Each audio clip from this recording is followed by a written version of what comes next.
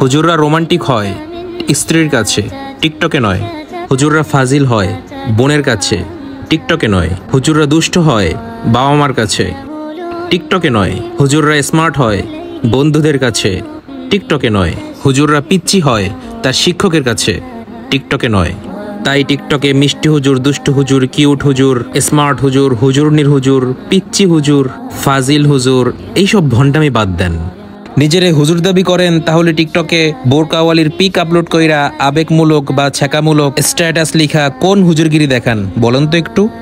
আপনি করবেন প্রেম, খাবেন ছ্যাঁকা, আবার টিকটকে এসে স্ট্যাটাস দিবেন তোমার চলে যাওয়ার পথে আমি আজও বসে আছি। বিবাহ বহির্ভূত প্রেম এমনিতেই হারাম, তারপরও সেই গর্হিত অপরাধে জড়িয়ে ছ্যাঁকা খেয়ে নিজের পাপের কথা লক্ষ লক্ষ জনতাকে জানাতে লজ্জা করে না? এই সমস্ত কাজ থেকে দূরে থাকুন। হুজুররা মহামূল্যবান হীরের টুকরা, নিজের ভুলের কারণে তাদের সম্মানহানি করবেন না। পার্সোনালি কাউকে আঘাত করার উদ্দেশ্য আমার নেই, সুতরাং কেউ নিজের গায়ে টেনে নিয়ে কষ্ট পেলে আমি তার জন্য বিন্দুমাত্র দায়ী নই। সবাই ভালো থাকবেন, সুস্থ থাকবেন, এইসব বাদ দিবেন ইনশাআল্লাহ।